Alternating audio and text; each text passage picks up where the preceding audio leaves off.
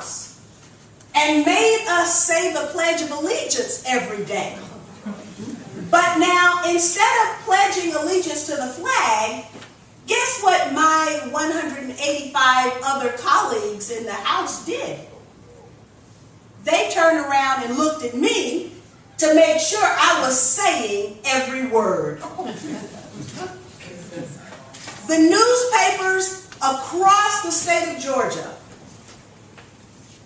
accused me of being unpatriotic.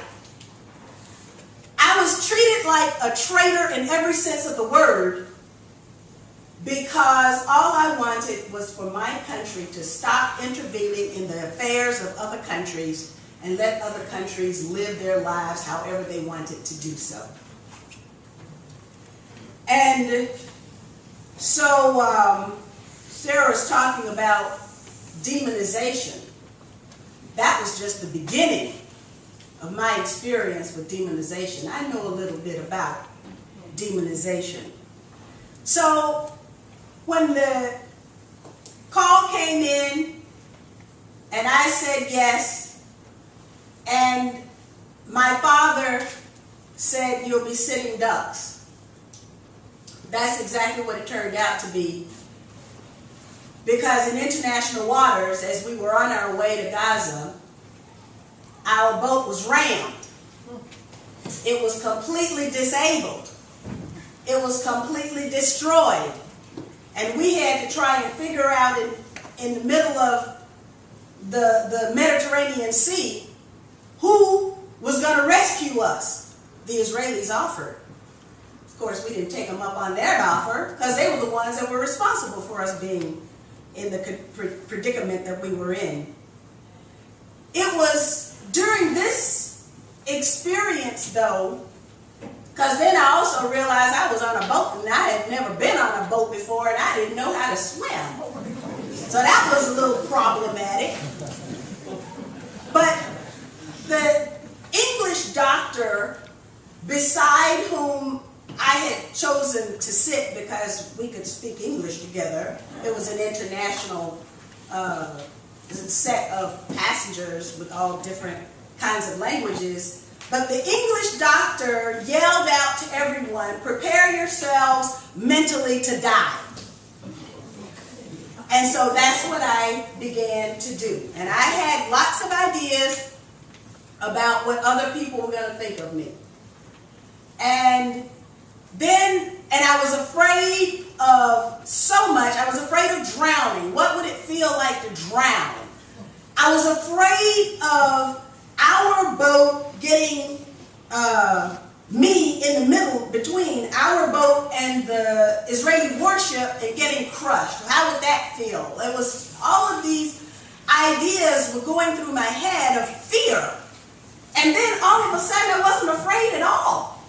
There was no fear. Because, I had done my homework on the COINTELPRO program, the counterintelligence program. And I understood that for Malcolm X, he knew that the government wanted him dead. And even on the day that he was murdered, he received a phone call, according to Jim DiEugenio in the book, The Assassinations. He received a phone call and the voice on the other line, on the other end of the phone said, "Today is the day." Now, Malcolm X could have said, "I'm going back to Georgia. I'm getting the heck out of here." But Malcolm X told his wife, "Get the kids dressed. I want them there with me." And Malcolm X showed up at his appointment at the Audubon Ballroom. And guess what? We all know. He was murdered. My other hero, Dr. Martin Luther King Jr. from my hometown. If you read the COINTELPRO papers, you know that not only was Malcolm a target of our own government, but also Dr. Martin Luther King Jr. was too. And in Operation Lantern Spike, there were 11,000 some odd hours, man-hours, that were dedicated to Dr. Martin Luther King Jr. in those last 3 months of his life. Operation Lantern Spike. The federal government knew everything he was doing, thinking, saying, and praying. Because our government wanted him dead too. Everything you think you know about the murder of Dr. Martin Luther King Jr. Is a lie. If you are reading the official story. And so when the violence broke out in Memphis, and then Dr. King had to go back to Memphis, and that's when the dirty deed was done. Dr. King didn't shrink. He didn't say, well, you know, I'll leave it for them. And there were U.S. military intelligence violating posse comitatus and all of the rules that separate military activity inside the United States. According to our laws and our Constitution, that's supposed to happen. Well, it happened on April 4th of 1968.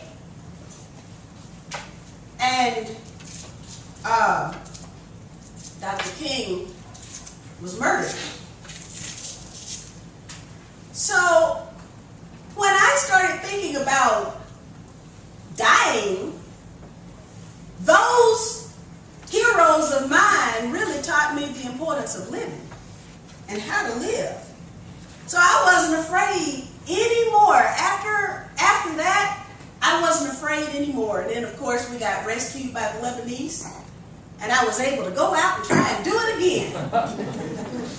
And that time, I spent 7 days in an Israeli prison. And then George Galloway, member of Parliament at the time in the United Kingdom, was watching all of this and was able to find me and said, Cynthia, I can get you into Gaza. So come to Egypt. They were in Cairo with the Viva Palestina USA convoy. So I got out of jail one day in, I don't even know where, I was in Ramla prison, wherever that is in Israel. And got on a plane, literally the next day, and went to Cairo, and eventually got into Gaza. Now, the people of Gaza had survived the white phosphorus, the helicopter gunships, the depleted uranium, the dying weapons. They had survived all of that. And on the night of our arrival, there was a wedding. So there was love and there was life amid the rubble in Gaza. In Gaza, certain things were happening. There was ethnic cleansing. There was collective punishment. And there was the targeting of civilians. So, while I've been on this tour, I looked at my passport. In 2011, I returned from Tripoli on February 17th. So now this was supposed to have happened around February 16th or February 15th. And I was just getting back. And what Khalifa said he read was exactly what I was reading. The only thing is I had just come from there. There was